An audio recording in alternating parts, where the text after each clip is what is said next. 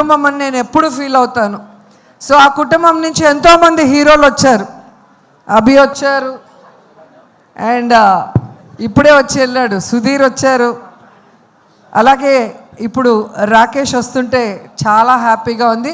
రాకేష్ రావటం ఇంకా ఇంకా హ్యాపీగా ఉంది.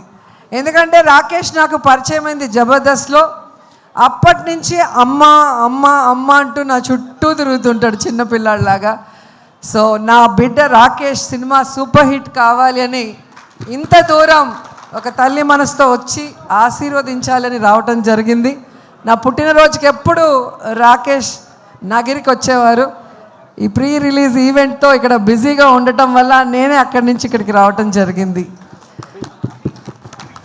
నిజంగా తెలంగాణ బ్రాండ్, తెలంగాణను సార్థకత చేసిన కేసీఆర్ అంటే మా రాకేష్కి చాలా ఇష్టం.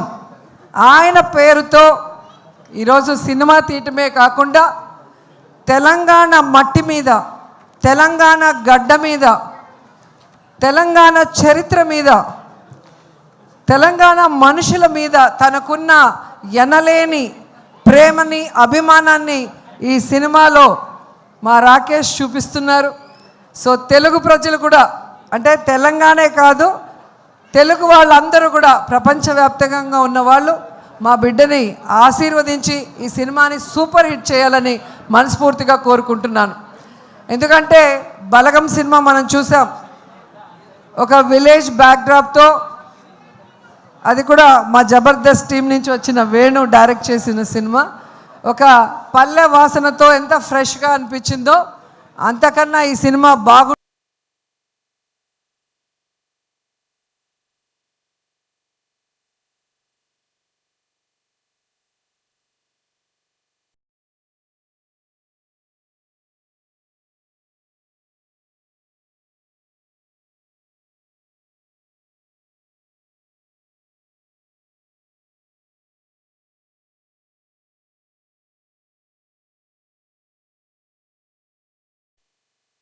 చూశారు.